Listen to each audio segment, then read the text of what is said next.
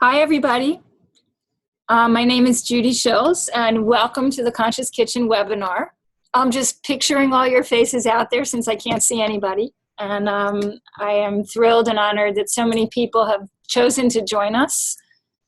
We are at a moment that is really pivotal in our history in terms of how we're feeding our children. And we are hoping that what we teach you and inform you about today will help each of you in your quest to really begin the Conscious Kitchen process at your school. So a few housekeeping details before we start.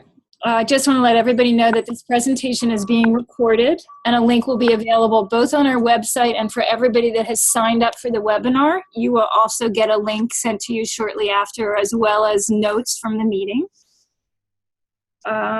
Let's see, all audio and video functions have been muted for the duration until we get through all of our presenters.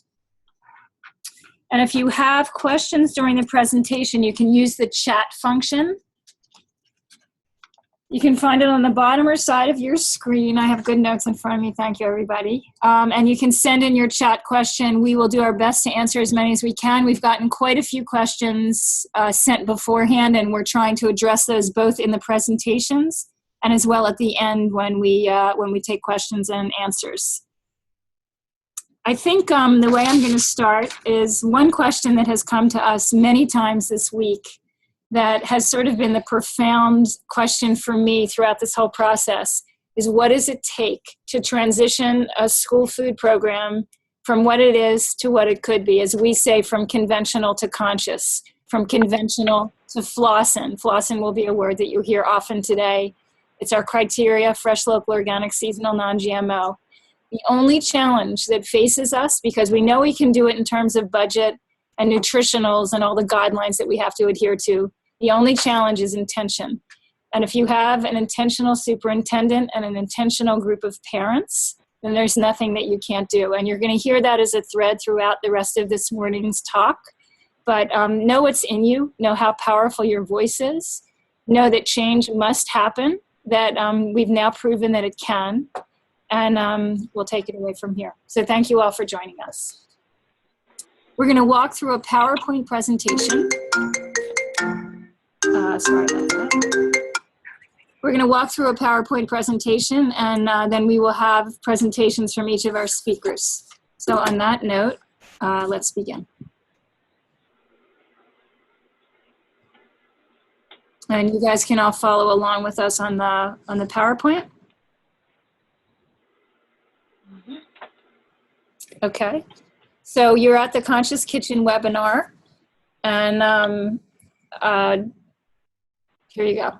Okay, so today, the introductions for our team: myself, the Executive Director of Turning Green. My name is Judy Schills, as I mentioned. Steve Van Zant, who is the Superintendent of the Sausalito Marin City School District, will be with us. Justin Everett, who is the partner chef in our community. Justin runs all of the catering as the executive chef, all of the food service at Cavallo Point Lodge, and has been really the reason that we've been able to build this. Shaun Dayton is our executive chef in the Conscious Kitchen, and is the reason that we're able to feed our children such beautiful food every day. Paula is the chief business official for the district, and Paula's really been lockstep with us as we've begun this whole process. And again, this is a really important collective of people to have on your team. Without them, it won't happen. With them, you nail it every time. So the purpose of the webinar is to address specific questions. What is the Conscious Kitchen program? What does the Conscious Kitchen do? And then the next steps for how you guys can all start to implement a Conscious Kitchen in your school with our help. So we'll start with the mission. The Conscious Kitchen is dedicated to a systemic transformation of school dining, to the health and wellness of our children, and to a thriving future for our planet. And I think that if we set this intention as what we want to achieve, then we'll get there. And I think that we all know that what students are being served today in schools from pre-K through college is some of the worst food imaginable. And we've all been told that it's the way it is, it's status quo, it can't be changed, we can't afford to do it. We know otherwise.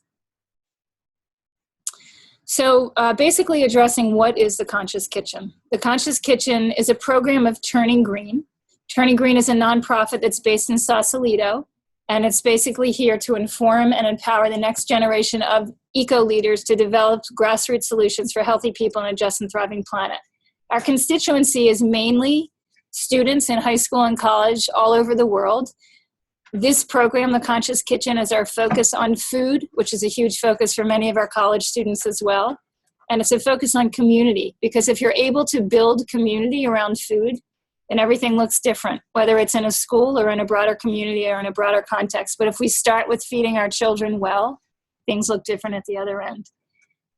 Basically, where we are right now in terms of The Conscious Kitchen is we started 2 years ago at Bayside Martin Luther King Academy in Marin City. Marin City is a Title I, the school itself is a Title I school. It's a very underserved community. And our goal was to prove that in a Title I school, we could do this within budget, and we've done that. The second school that we opened is in the same district, the Sausalito Marin City School District. It's called Willow Creek Academy. It is a school that's probably about 50 underserved and 50 students pay. So the model was a little bit different. We started there 2 weeks ago, and their numbers went from feeding about 150 kids to about 300 plus in about 3 days, because the food was that good. And they've already had to hire another person on their kitchen team to really be able to accommodate the growth that happens so quickly. Our third school is another school in Marin County. We actually had a big celebration event for being the first 100% organic non-GMO school district in the country yesterday. And we announced to our entire community that we're going to work toward every single school in Marin County, all 19 school districts becoming Flossin and hosting conscious kitchens. And that's a goal that we're setting for ourselves, as well as supporting schools around the country. The story of the Conscious Kitchen. So if we look back to 5 years ago, we started a program here called Eco Top Chef Marin. And basically the goal of that program was to partner top chefs in our community, a la Food Network, with middle school students in our community. And each chef had 10 students from a particular school. And the goal was that each of the chefs with their team had to create a fresh, local, organic, seasonal, non-GMO meal that could be served in a school lunch program for $2.25 or less. The top chefs looked at us like we were completely out of our minds, because who can make a beautiful meal for $2.25? But then they took the challenge with their students and they did it. And basically what happened the second year that we did Eco Top Chef was that I offered the opportunity for any school that wanted to transition their program to what we call Flossin, we would help. And the Bayside Martin Luther King team stepped up and asked if we would come and work with them. We went into their school after lunch. We looked in the trash cans. All we saw were trash cans full of heat and serve containers unopened, full containers of milk, full pieces of fruit that hadn't even been touched because the kids didn't know how to cut them, or they weren't cut for them. And what we realized is that picture had to change, and we decided that we were going to help change that. So what we did is we asked the school superintendent at the time if we could do a pilot week's worth of showing off the best food that we could possibly put together. And with the chefs from Eco Top Chef and the beautiful menus that they prepared, we set out to do a week's worth of service to children that had never seen food like this in their life. And we came into the school and we set the tables with tablecloths and china and silverware, and we made it a very beautiful dining hall. And we put out the most beautiful food that we could, fresh, local, organic, seasonal, non-GMO, again, for roughly about $2.10 a serving. And the kids came in and ate their meals and ate seconds and came back for thirds. There was zero waste. And we realized that something was right here. And again, we went back to the superintendent of the district and we said, can we make this program happen next year? And can we basically own your school lunch program? And they said, of course. And then my partner, Justin Everett, and I tried to figure out how possibly we were going to figure out how to create a school lunch program. And then the rest is history, which we'll talk to you about. A really important component of this story is partnerships. We worked with many local businesses, many farmers, many individuals, our partner chef. And without building community as the nucleus of this program, it won't happen. And I think when you do build community, you're able to really shift the paradigm in a pretty incredible way. And again, I underscore there is no reason that this can't be done in every single community. Impact. So we know that this is the first 100% organic and non-GMO school district in the country. And that is a milestone for us as a community, but also for us as a country. The fact that we can do this and we did it is huge. Basically, in terms of school culture in the dining hall, metrics are going to be really important for everybody that's doing a program like this. So leadership qualities have been increased because students are involved in things like the Conscious Kitchen Ambassadors program. Academic performance has increased because students are being fed and nourished, and their minds are being fed and nourished. They come in and they eat breakfast every day. When you're focused in class, discipline doesn't become as much of a problem. When kids want to eat a great breakfast, they show up on time. So we've seen, diminished tardiness, increase in attendance, and tremendous respect. All of the teachers are working with the students in saying please and thank you when they go through the lunch line, and really kind of getting to know all the people that are serving them. Our chef, Shaun, is incredibly collaborative with students, teachers, and staff, and he goes out of his way to make sure that the kids know that he is there to cook for them. And for many of these kids, nobody's ever really been in their life in that way. They typically don't sit around the tables and have meals with family, and this has become that for them. So this year, with the 2 schools online, we'll be serving an estimated 550 students, and there are about 120,000 meals that will be made in both of our kitchens. So the areas of the Conscious Kitchen focus are as follows. Criteria was the most important thing for us. We started out serving fresh, local, organic, seasonal, non-GMO food, again, flossin, for breakfast, lunch, and snack with a zero waste footprint. And there is no wavering on this criteria. It is what it is. Non-GMO and organic are 2 of the most important values set forth. And if we can achieve those goals in schools across our country, we're going to shift so much more. We're going to shift the supply chain. We're going to shift how agriculture is grown and made. And we're going to change the way things look again in our communities. Engagement. We work extremely closely with the district leadership, with our chefs, with our team, with our garden coordinator to really build this program the best way that it can be, with many of the students that serve as our Conscious Kitchen ambassadors and absolutely have a say in how and what. They talk to their chef and give him feedback about what they want to eat and how they want it to taste, and he takes all of that into account. Our chef, our partner chef at Cavallo Point, also brings students into his kitchen. It's a 5-star kitchen. The kids get to work with his team in an environment that they would probably never have the opportunity to be in. And dreams are built. Kids start to learn that they too could be a chef. As well, the garden and nutrition program is very much embedded into curriculum. It's very much a part of school life. The garden is bountiful and beautiful. A lot of our food comes from the garden to table, so the kids actually harvest and really love it and enjoy it. And then data is another extremely important piece. If we're going to keep doing this and we're going to keep having support to do this, we need to show that it works and that it has impact on health, academics, performance, behavior, etc. What we offer. So as we're starting to work with schools, basically what we'll do, we are consulting with many schools. We will offer a customized plan that's tailored to that school based on the unique circumstances, demographic of each of the schools that we select to work with.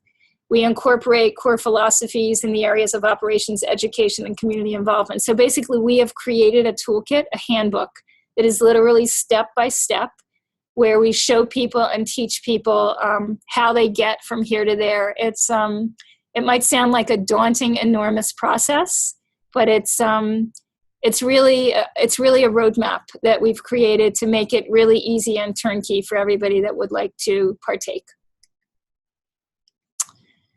Our philosophies, floss and criteria for all food. We do all of our purchasing within the USDA budget, and we so far exceed the nutritional guidelines. We daily scratch cook meals with an on-site chef in our on-site kitchen, and we have a dedicated head chef and staff that works with him. Educational philosophy. We have a strong commitment to an education around zero waste.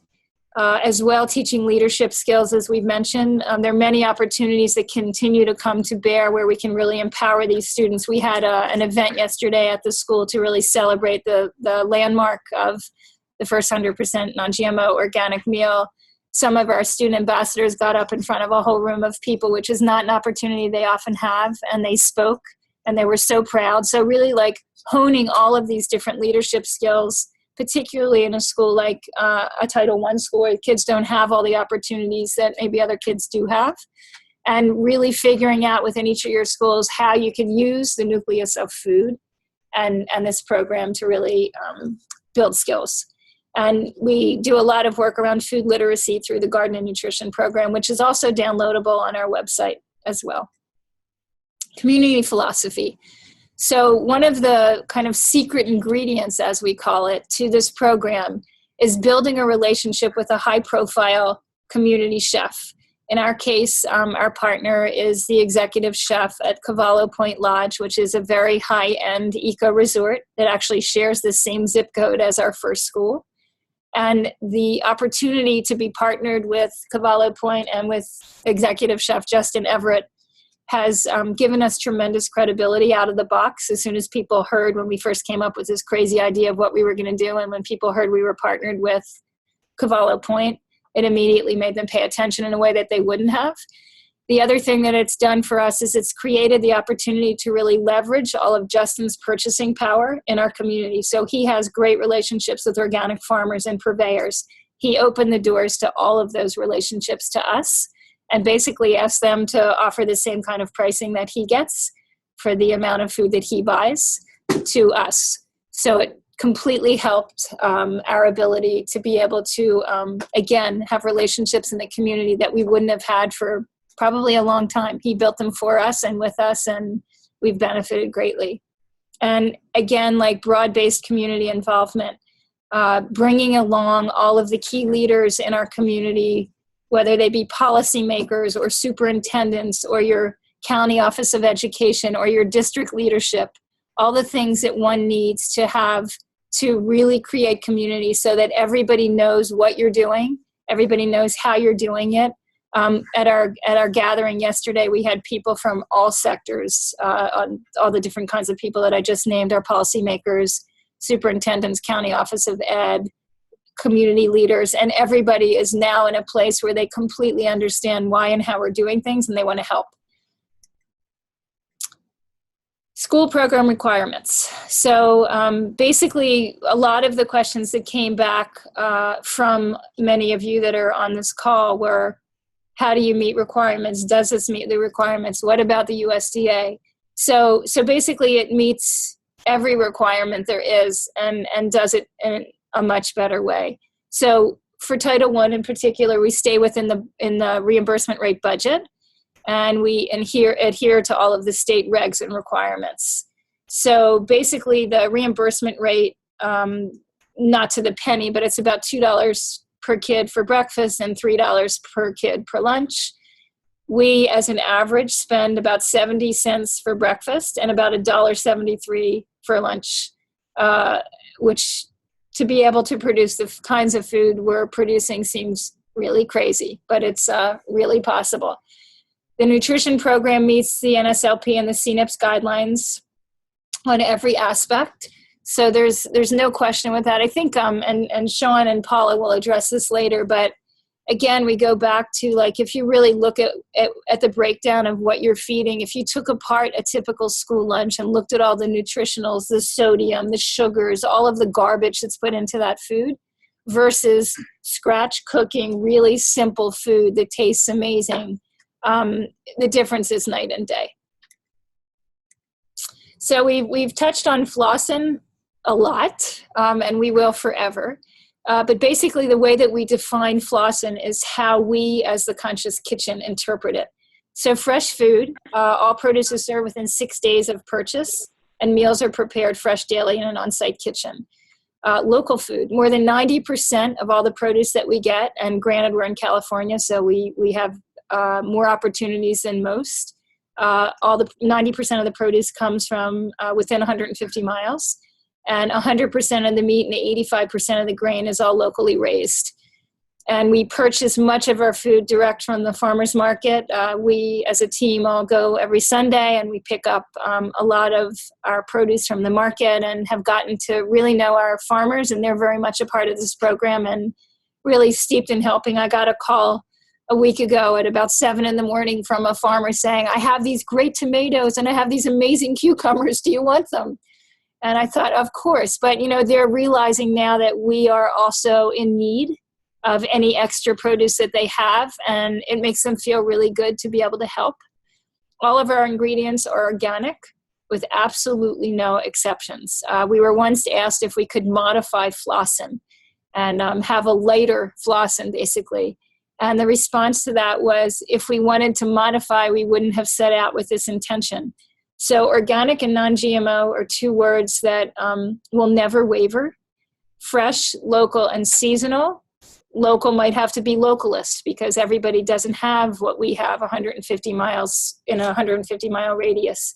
Seasonal, it's going to depend. Like you want to try to get as much food as you can in season, but some places it's, big snow cover on the ground and you can't always get what you need. So those terms we work with you on. Non-GMO and organic are what they are. And you guys will all get to know the USDA certified organic label and the non-GMO verified label, which are two really important things that we need to see on the food that is brought into our kitchen to know that they're third-party verifications that are sound.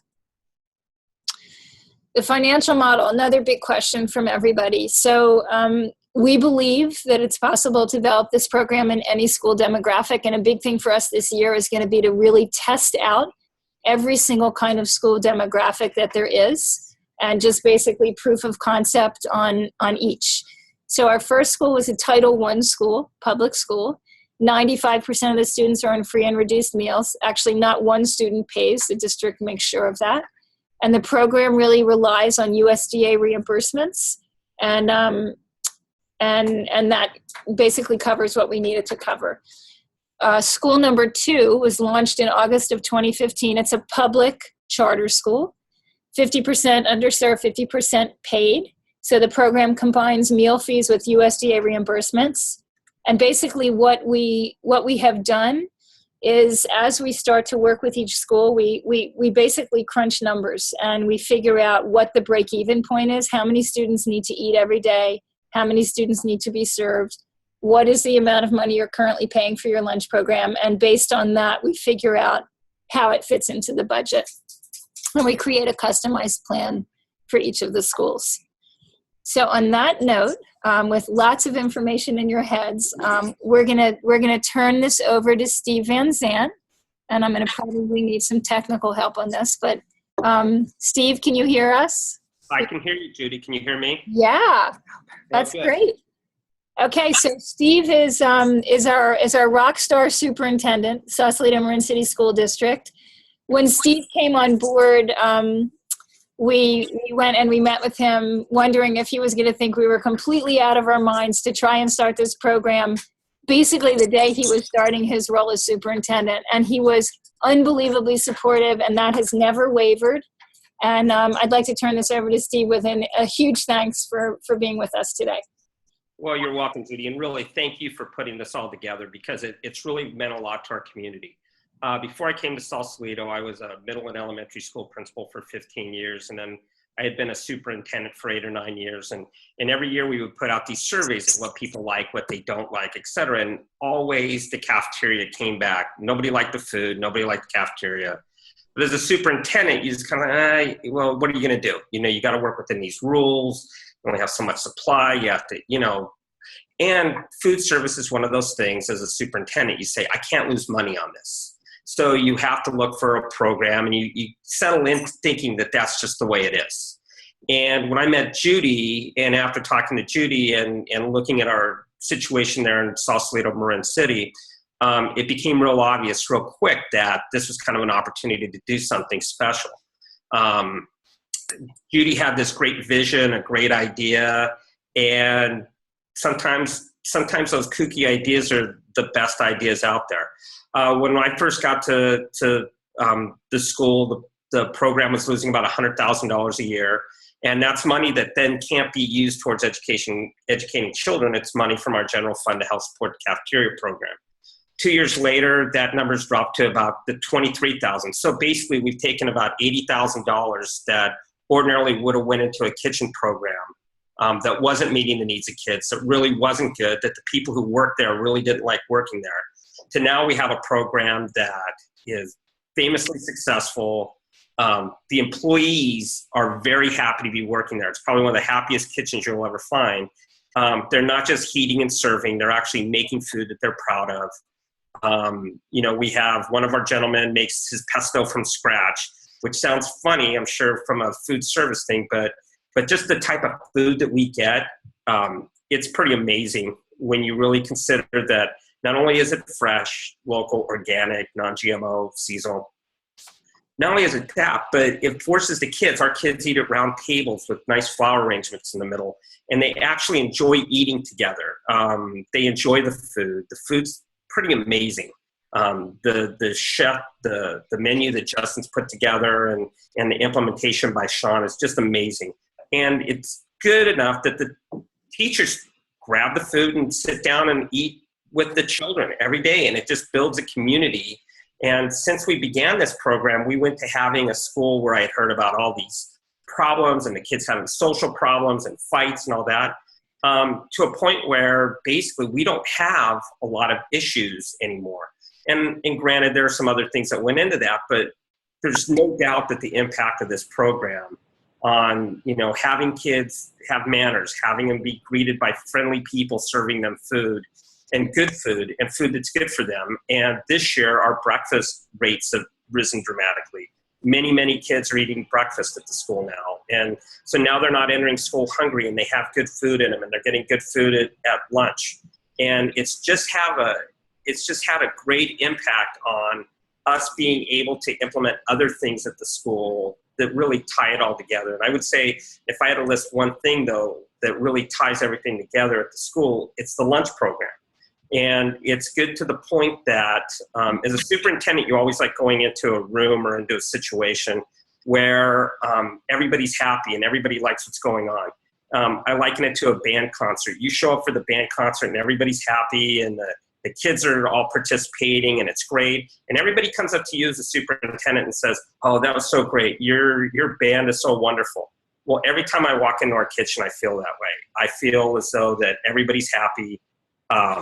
Everybody's doing what they need to be doing, and lets us get our focus back on the kids and their learning, as opposed to worrying about how much waste there is.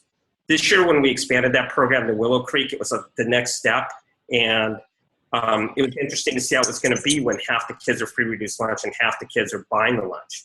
And what I'm getting is the board president from the charter school calls me up to tell me that his daughter, who wouldn't eat pasta with red sauce, somehow loves this amazing lasagna that's being made in the kitchen. And I have other board members and other people telling me that their kids no longer want to bring their own lunch to school anymore. They just want to eat at the kitchen.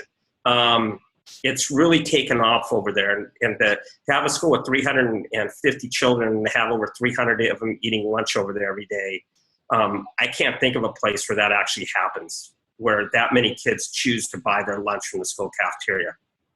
So it's just been an amazing, amazing program, and I'm just really happy to be a part of it.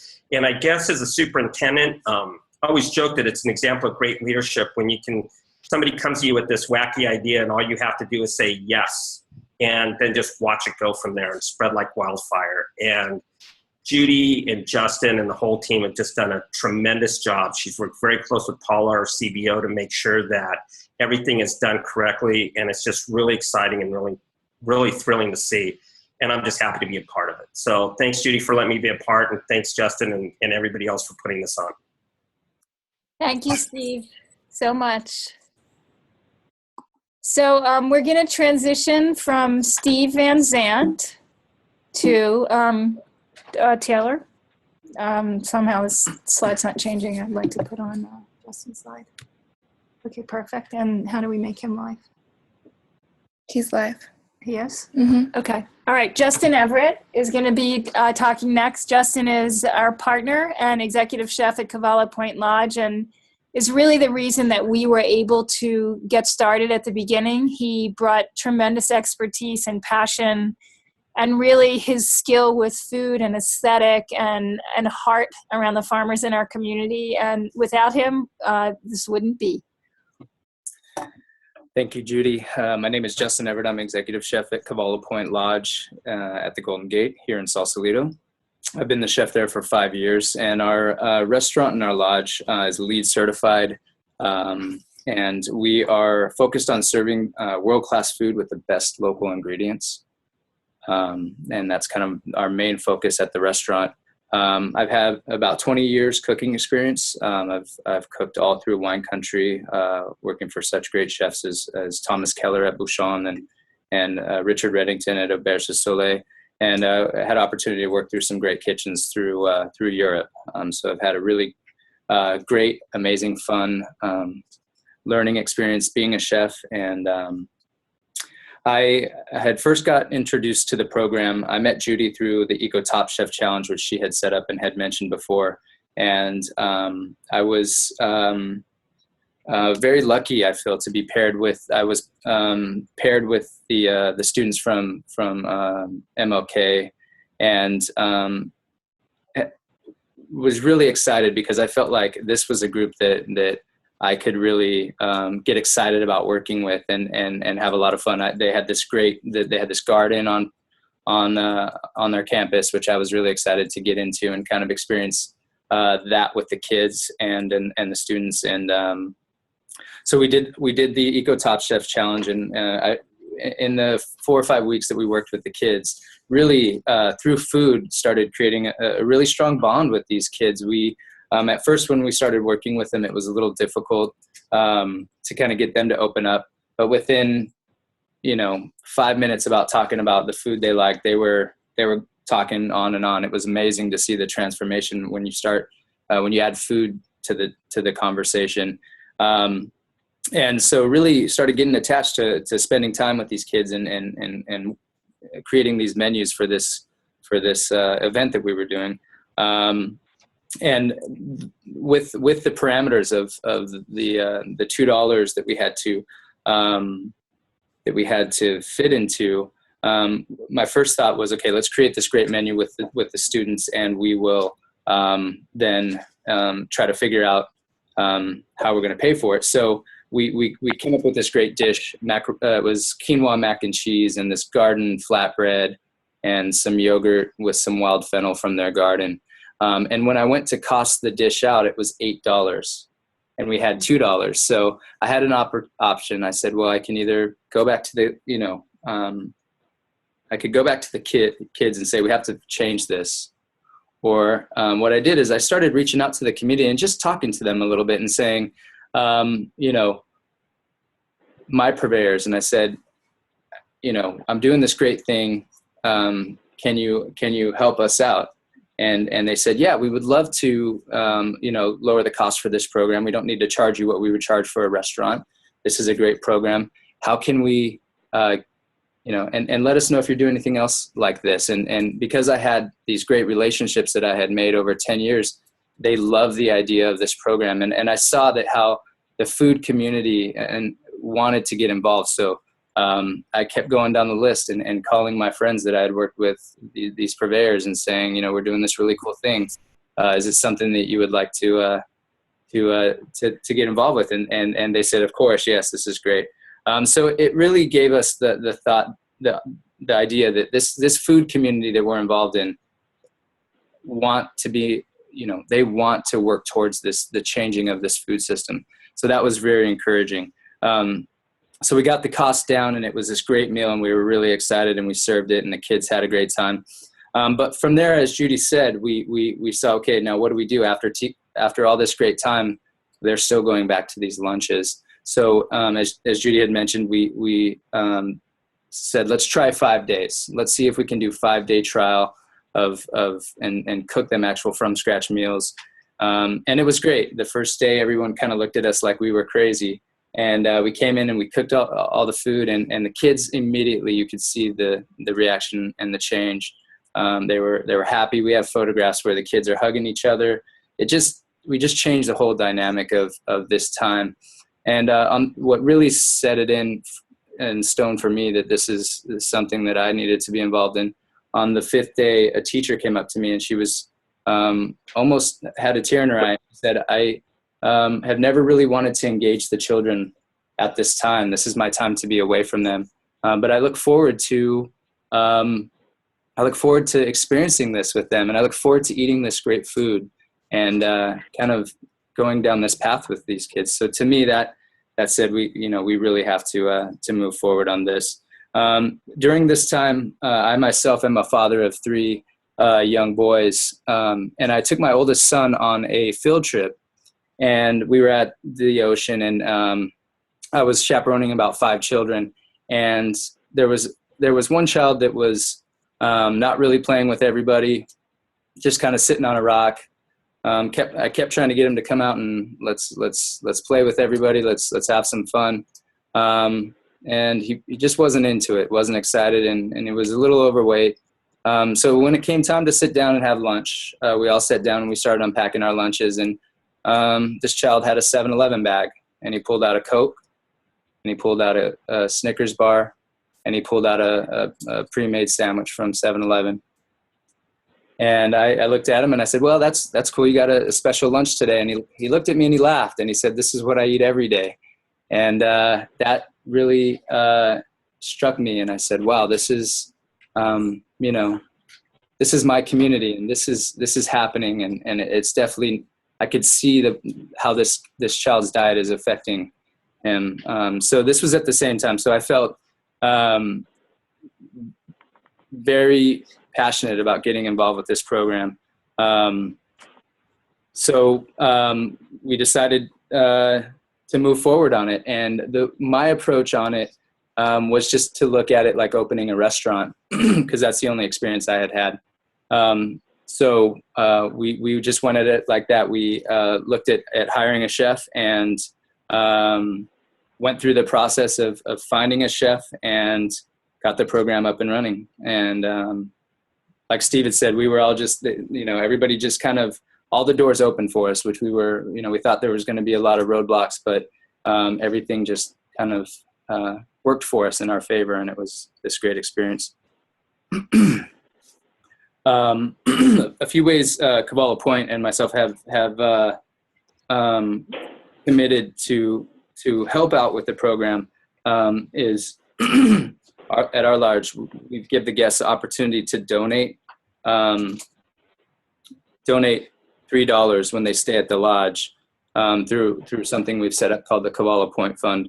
And we've also, with attaching the restaurant and my involvement with the Conscious Kitchen, it gives us the ability to do fundraising dinners where we can invite local chefs to come and cook with us and raise money for the program.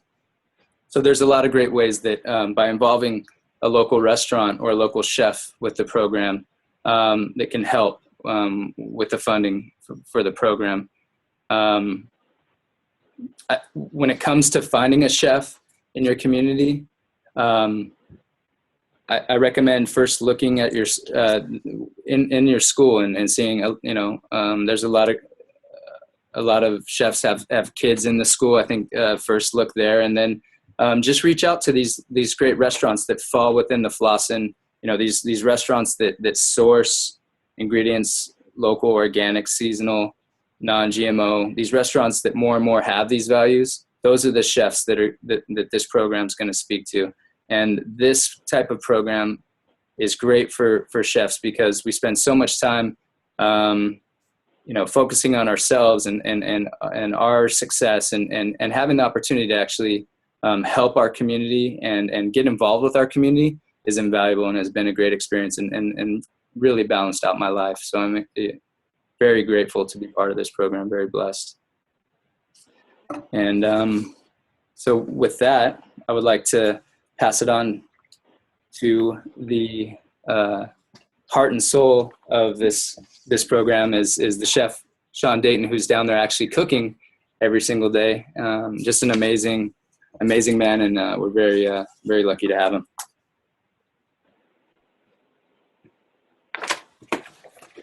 Well, thank you, Justin. I appreciate it. Good morning, everyone. My name is Shaun Dayton. I'm the executive chef at the Conscious Kitchen. The Conscious Kitchen kind of spoke to me when I saw the ad posted for the chef position, but also I had 3 people send me this job posting saying that I needed to take a look at this. The Conscious Kitchen fits into my life and part of my identity as more than just a chef, but as someone who cares deeply about organic produce and organic farming and doing things the right way. And so when I interviewed for this position, I couldn't even imagine that this was an opportunity that was realistic. One of the big things that this position gives, especially for the executive chef position, is that when you're in the restaurants and you're in the food industry, you work nights, weekends, holidays, long hours. You're always working when everyone else is playing. And this position was allowed to give me a work-life balance unlike anything I've ever had before. I'm able to, work Monday through Friday, but I'm also able to cook every day. I make breakfast, I make lunch, we do the snack for after school. So it's really something that's a lot more positive and it's kind of allowed me to open up my life to focus more on building relationships with farmers and testing out recipes and cooking.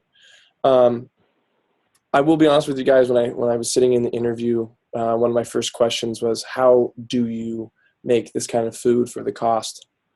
And that was the biggest thing. After costing dozens and dozens of recipes and menus for other places, I didn't think it was possible, but it most definitely is. It's all about the sourcing. It's all about working with your purveyors and developing those kind of relationships. When farmers farm in organic ways and use organic practices, they have an understanding already that they're doing it because that's the right way to do it. And when we come into a place where we can tell them that, hey, we want to use this food to make these children's lives better, rather than a restaurant coming in and saying, oh, they're watching their bottom line and their cash flow, the farmers tend to side with us a little bit better and can make those deals and things work for us. Perfect. It was the one thing that my biggest challenge is I knew I could cook. I know how to cook. I know that I can make tasty food. But the USDA guidelines were one of the more daunting aspects of this new job. And with that, there is plenty of classes that the USDA puts on throughout the year. There's menu development, there's menu planning. They have lots of resources online. It does take a little bit of extra time to get myself up and running to that standard. But for a lot of schools, this is the day-to-day norm. So the resources are there, and like I'm going to echo what Judy had said earlier, it's all about intention. And if you want to make it happen, it is absolutely most definitely a possibility. All of the tools are there for you. Some of the questions that had come up for me beforehand were, how do you get and train your staff up and running to work under these standards when they're used to doing this heat and serve, put a box in a microwave and let it sit for a couple hours.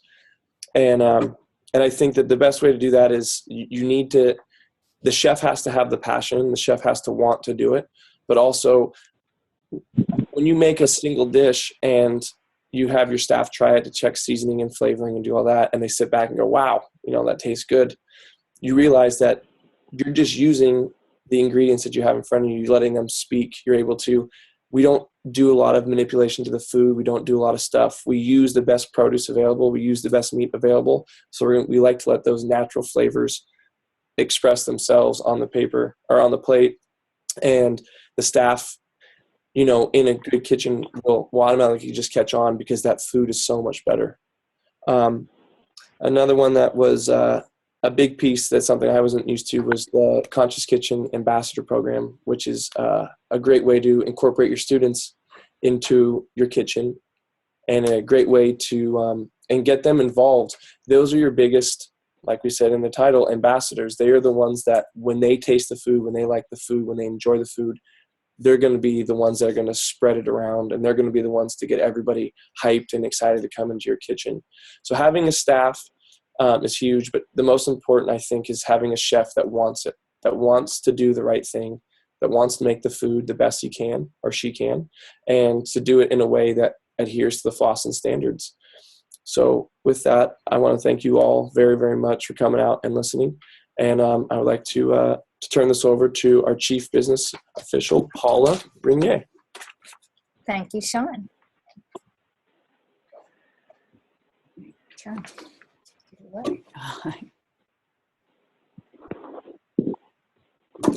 Hello, my name is Paula Rigney, and I am the Chief Business Official for the school district. I have been in school business for roughly over 16 years. I've been in Sausalito for 4 years.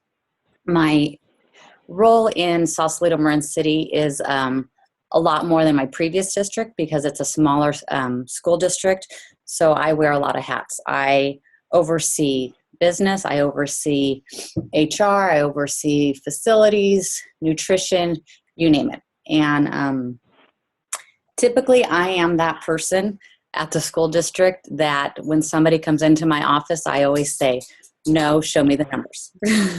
Show me how it's going to pencil out. And when Judy came into my office, she couldn't have come in at a better time. I was actually pregnant with my first child. And when you are going through that in your life, you have all these maternal instincts coming in, and all that Judy asked me was, give me one day to show me what I can do. And it was amazing. The response from the kids, from the teachers was just amazing.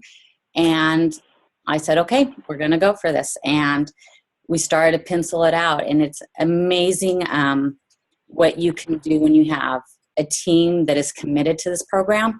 As the business and financial person, I would have to say you just have to develop the program. You have to develop your program budget. You're going to have to account for all your food expenses, all the materials that are involved, your salaries and benefits, and realize that there are a lot of one-time expenses that would be ongoing typically if you had a prepackaged type of food service. There's the program that Judy has put together. You're using stainless steel for your trays, for your utensils. So you're eliminating costs that would be ongoing. We're doing a zero waste. So it's just a one-time expense for the initial bin setup. And you can work with your local waste managements to, showing them you're doing a zero waste, and they will give you a better rate. Just using reusable materials. This program has it to where even the field trips are used with reusable bags, reusable containers to store the milk. And so there are a lot of costs that you would typically have ongoing that are going to be eliminated. And then it's what you do is just you project out your reimbursables that you're going to be getting for your free and reduced if you have that in your district. And then once you have all your expenses, try to find a reasonable price for what it's going to come out to for the students to have to pay for their meals. And tap into your community. You would be amazed how many people would want to partner up. It's just amazing when you see the program. Every parent or just everybody would want somebody to be eating the meals that they have. When you have a prepackaged meal that you can see just the grease coming out versus an amazing, fresh, from scratch meal in front of your children, you would say yes. So in regards to regs and rules that might stop you from doing this, there is none. When we started this program, it says internet connection unavailable. Oh, okay. Sorry. When we started this program, it couldn't have been perfect timing. We were actually getting audited by the state. We had been selected for our audit. And all it took was having the auditors come to the school site, see what our children were eating, and they will even help you and guide you on how you can make this happen, because this program is just so amazing. The food, it's better. You're going to see that it's easier to implement, because you are scratch cooking. All of the seasonings, they're not going to add to the caloric or the sodium levels or the fat content. You know, it's just going to make the food taste amazing. And sorry, I didn't even know. So you would just see, and the auditors will work with you. It was actually a really smooth transition. It was a great timing that the auditors came onto our campus in the middle of us implementing this program, because they were able to guide us, and they will. If you show them the program that you're wanting to provide to the children, they will help you, because they are looking out for the well-being of the children of our community. You go. Did you cover everything you wanted to? Yeah. Yeah, beautiful. Thank you. Okay. All right. Thank you to all of our presenters. And one of the things that I also want to mention before we touch on next steps is when we first started our kitchen, the health inspectors and the state inspectors and all the inspectors show up. And one of the things that we determined when we started our kitchen is, in a typical industrial commercial kitchen, you have to have 3 sinks. You have to have a sink that has clean water, a sink that has soapy water, and a sink that has bleach. And I decided that there was no way that there was going to be bleach in a closed space where we were having people ingesting the exhaust fumes from that. So we decided that we were going to use non-chlorine bleach, and the health inspectors would come and use their little litmus paper tests, and it wouldn't look the way it was supposed to look. And they kept saying, you have to use chlorine, and I kept saying no. And we finally asked the head health inspector to come meet with us. And he walked in and, basically said, well, maybe I can get some different litmus paper and, make sure that this is doing what it has to do. And he did. And our health department now supports completely using non-chlorine bleach, which is actually something that probably every health department will support. But, part of the process in this program is getting rid of all the myths and getting rid of all the regs that have just been here for the sake of being here for so many years. Nobody challenges them. Another one is milk. Chef Shaun said to me, what are we going to do about 0% milk? And all they do is take out all the vitamins and nutrients and then pump back in vitamin D. And I thought, that's absurd. Like, how can we be feeding children 0% milk when all they need is fat to feed their brains? So we actually just sent a letter off to the USDA Secretary of Agriculture in DC, and basically made a case in point with a few of our nonprofits, large nonprofits that we work with, about we're not going to serve our kids 0% milk because it's not the right thing to do, and it's not good for their health, and it's not good for their brains, and it's not good for development. So we're waiting to hear back. But basically what we're saying to everybody is challenge the status quo. Challenge what's sitting in front of you, because you can affect the change that you need to affect. You just have to know that you can. And as long as you trust that, the other thing is to find somebody that's going to be on this journey with you. So you're not the crazy person standing up all by themselves saying, we need to change this. Like, get 4 of your friends that have children in your school that care deeply, and start a committee. And basically know that whatever you need to do to change, you will achieve. So I'm going to just go through next steps pretty quickly, and then we're going to go through some of the questions that we've had from you guys. Basically, we're looking to develop 6 to 8 new conscious kitchen sites for the 2016-17 school year. We've probably had about 300 inquiries, so it's probably going to be a few more than that. But essentially what the process looks like, and we will send you this packet right after the webinar today, is there's an application packet. And it will have in it a form to fill out with some specific questions. You need to get a letter of intent from the superintendent, and Steve Van Zant said he will help support anybody that needs support in that way. He is happy to reach out to superintendents and talk directly to them. There's a preliminary assessment that we're asking everybody to do that basically gives us a picture of your kitchen. What does your kitchen look like? Is there equipment in the kitchen? What does your lunch program look like? How many kids are you feeding? How much are you charging? A whole variety of questions so that we can better understand what it will take to get you from here to there. And then we also have a parent survey where we're asking everybody to survey the parent community to make sure that this is something that they can support.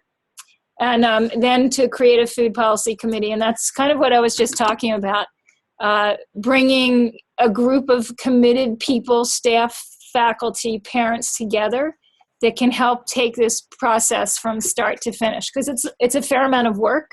And again, it's a fair amount of intention. And then basically we are functioning as consultants. There's a fee for our services, and essentially what we do is we literally hand you everything that you need to do to start, and we take the journey with you. With the Willow Creek Academy School, we went to the board meeting, we created their PowerPoint, we've worked with, we actually hired their chef, we've worked on getting a partner chef with them. We went, their chef went to boot camp with Chef Shaun for a week, and we'll hold boot camps for really every chef that comes online so that they know exactly what's expected of them and they understand the why behind all the decision making.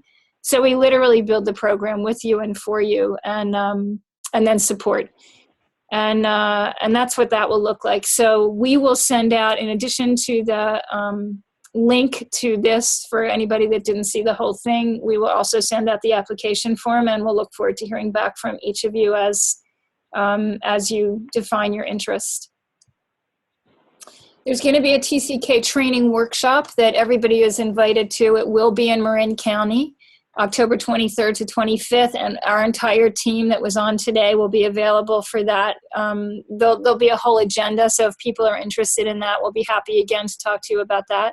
But basically the whole goal is for us to see you and you to see us, and to understand what this looks like, to really be in the kitchen, see what the food looks like, understand the prep behind it, and really understand the food shed. And we'll take you through our local farm, a green grocer, all the things that you're going to need to know about in order to understand the criteria and how vital and important they are. Okay, questions. Here we go. All right, so we're going to go through some of the questions that came up over and over again. Okay, question number one. The biggest challenge to implementation, I think I addressed at the very beginning, is intention. If you have people on your team, albeit people like Steve and Paula, people like your partner chef, like our Justin, people like Shaun, that is your chef, if everybody is in the same space, it is the easiest thing you would ever want to hope to do. So intention is really the key word. And as long as there are people there that want this to happen, it will happen. Question for Shaun is, how do you determine what food the children will try and won't simply throw away? So I'm going to let him jump in and address that. One of the biggest things for me was I sat down with the students during the lunch, one of my first weeks there, and I just talked to them. Taco Tuesday is a staple. We do tacos every Tuesday, and that is one of their absolute favorites. Another piece is food of the month. We take a different type of ingredient for this month. For example, this month is melons. So what we do is we go to the markets, and when the food is in season, we work with the farmers on getting as many different varieties. We've had yellow, pink watermelons. We've had different types of cantaloupes, honeydews, just types of heirloom melons. And I've noticed and learned that exposing them to foods that they may or may not have ever tried before is the best way to see how they like them. So we do some experimentation with the menus and flavors. We've done coconut curry. We've done, different types of ethnic cuisines to kind of see where my boundaries are. And also just talking with the students directly. The beautiful part about working with kids is they're not afraid to tell you what they think and what's on their mind. So that's a big piece. Thank you, Shaun. Another question that we had is, if schools want to work with local farmers and CSAs to provide a portion of the food, do they need to refuse government funding for their school lunch programs? So basically, you get to choose how you spend the money as long as you're adhering to USDA guidelines for nutrition and budgetary, or not even budgetary. That's up to you too. So basically, we do not buy any commodity food at all. Flossin food is not commodity food. So essentially, what the decisions that you're making are based on budget. They're not based on They're not based on the food itself. They're based on, you're given a reimbursement rate to spend on food that has to be in compliance. All of our menus are in compliance. And you get to pick and choose how you use that money as long as you're adhering to their guidelines. So part of what we do for all of the schools that we're working with is we create the menus, we create the recipes, we look into each demographic that we're working with, and we understand what's available, who the purveyors are, who the farmers are. Okay, and again, Paula just said that you work with your auditor as well. And part of this whole process is bringing along all of these people that are regulatory. They want to see cool stuff happen as well. They want to see change happen. It's not their job to implement change, but it's their job to cheer it on. So we've gotten incredible response from the California Department of Ed, the people that are looking at food, like, oh my God, how are you doing this? The health department, the fact that they were willing to look at another alternative to bleach when it's not really in their job description to help figure stuff like that out. We figured it out for them and they supported it. So I think to bring along all of the people that you can in this process and let them learn with you is a really great thing, and not to be afraid of, that people are going to ding you for things, but to really make it a collaborative process. So, okay, so I think we're at 11. We could keep doing questions or no? Okay, so here's what I'm thinking. Whoever is on this call right now, I can't see you, so I don't know. Let us know if you have additional questions. We're happy to jump on a call and respond. We will send to you, after this meeting is over, an application packet, also a link to the webinar, and that will be kind of step one. And then based on intention and based on who wants to move forward, we will figure out who our next team of schools will be, and we're ready to get to work. So thank you all for being on. Thank you for your heart and passion. You've inspired us greatly. We know that there are people out there that care as much as we do. And we look forward to working with all of you. And we're totally here. So write to us. You all have my email address. Happy to talk to everybody. Thanks so much. Bye.